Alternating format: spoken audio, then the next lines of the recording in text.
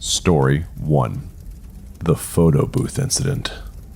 Submitted by Casey. It was a few years ago, during summer. My friends and I decided to hit up this local amusement park. It was the kind that's been around for decades and has that old-timey charm. Not one of those big corporate parks, but it had its fair share of rides and attractions. The day started out great. We rode roller coasters, ate cotton candy, and laughed a lot. As the sun began to set, the park took on this eerie orange hue. It was beautiful, but also a bit off. That's when I decided to do something I hadn't done since I was a kid. Take photos in one of those old photo booths. You know the type, right?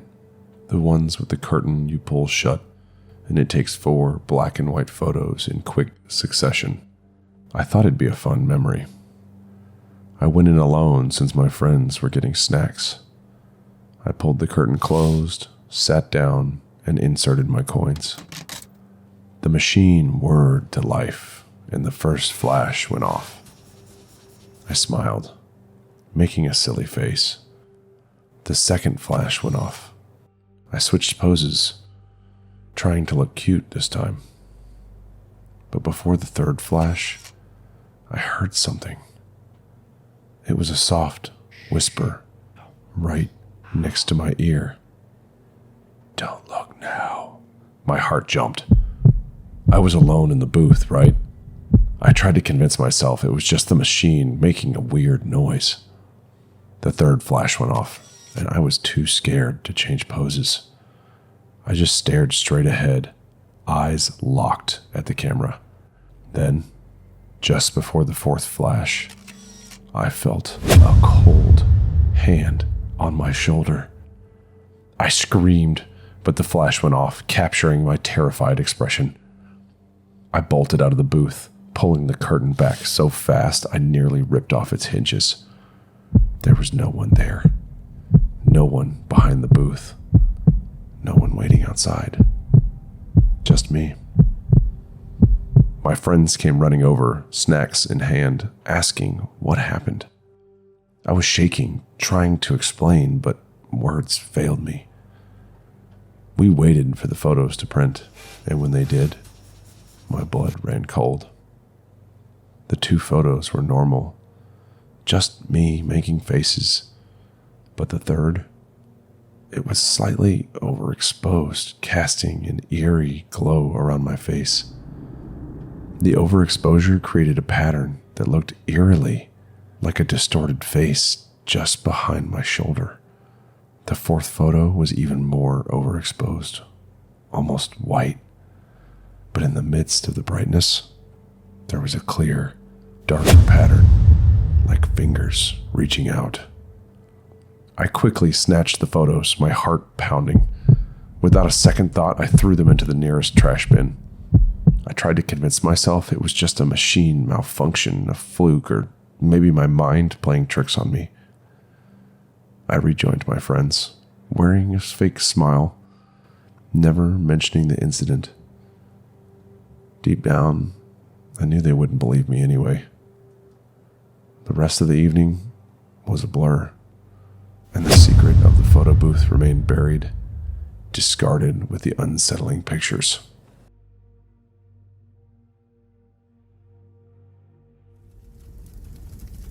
Story 2. The Phantom of the Ferris Wheel by Eileen. You know, I never thought I'd be the type to share something like this online, but I've got to get it off my chest.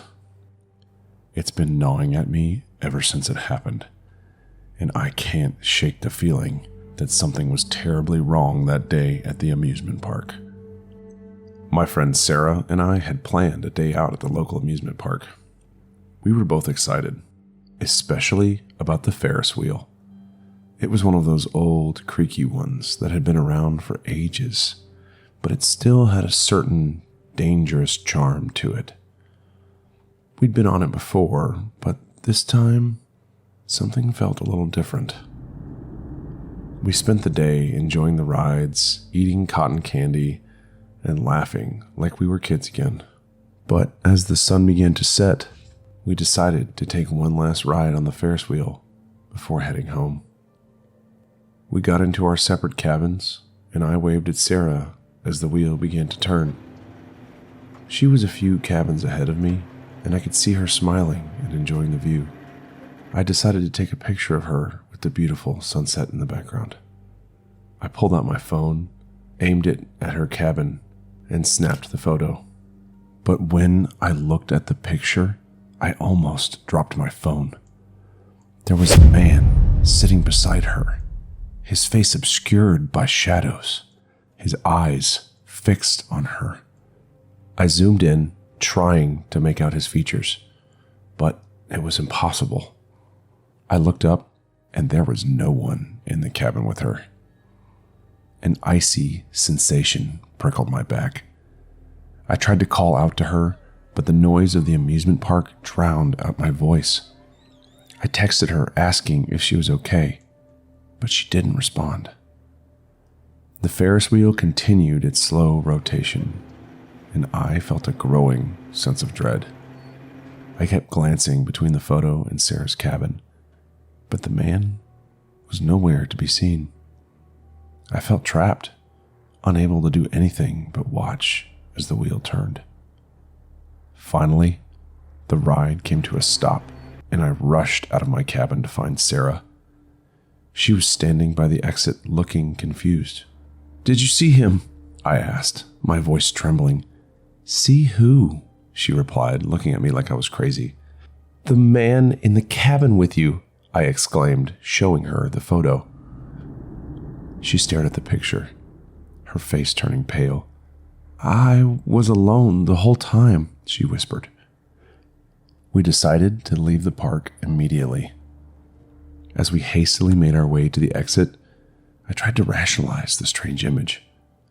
"Maybe it's just a malfunction of the camera?" I suggested, trying to sound more convinced than I felt. Sarah nodded in agreement. "Yeah, probably." But looking into her blank eyes, I knew she wasn't convinced at all. Neither of us wanted to go home alone, the horror of the situation making us paranoid. We both dialed our dads, explaining what happened, and we asked them to pick us up.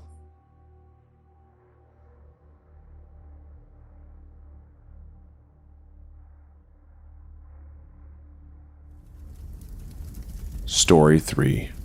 The Late Shift at Joyland. Submitted by Jane. So, I used to work at this amusement park, Joyland. It wasn't one of those big, flashy parks with the latest rides or anything. It was more of a local spot. Been around for decades. I was a college student at the time and took a summer job there. Mostly, I was stationed at the ticket booth or sometimes at the cotton candy stand. But there were a few nights I had to work the late shift, helping with the cleanup and making sure everything was locked up tight. One night, I was making my rounds, ensuring all the rides were powered down and secure. It was around 1 a.m., and the park was eerily silent, save for the distant hum of the highway. The only light was from the dim lampposts scattered around the park and the occasional flash of headlights from the highway. As I was walking past the kiddie section, I heard a soft creaking sound. I turned to see one of those spring rides, the ones that kid can sit on and bounce back and forth. It was moving slowly, back and forth, as if someone was sitting on it. I approached cautiously, thinking maybe an animal had jumped on it or something. But as I got closer, I could make out a silhouette. It looked like a little girl, her hair in pigtails, just rocking back and forth. My heart was thumping faster, telling me something was wrong. How did a child end up here at this hour? I called out, "Hey, are you okay? Where are your parents?" The silhouette stopped moving. There was a long pause, and then in a soft, childlike voice, she whispered, "Let's play." A frisson of fear coursed through my spine. This wasn't right. I reached for my flashlight, shining it towards the ride, but there was no one there. The ride was empty. I quickly scanned the surrounding area, but there was no sign of the girl. I grabbed my radio, calling for security, telling them I thought there was a child in the park, but all I got was static in return. I decided to head back to the main office, feeling uneasy. As I walked, I kept hearing soft giggles and whispers, always just out of sight. Let's play. The voice would echo, but every time I tried to locate the source, there was nothing. Security finally arrived, and I tried to explain what had happened, but they just looked at me like I was losing it. They checked the CCTV footage, and all it showed was me walking around the kiddie section, shining my flashlight at empty rides. I couldn't get that soft whisper out of my mind. I later found out from an old timer at the park that years ago, a little girl had an accident in the kiddie section. She loved the spring rides and would always ask the other kids to play with her.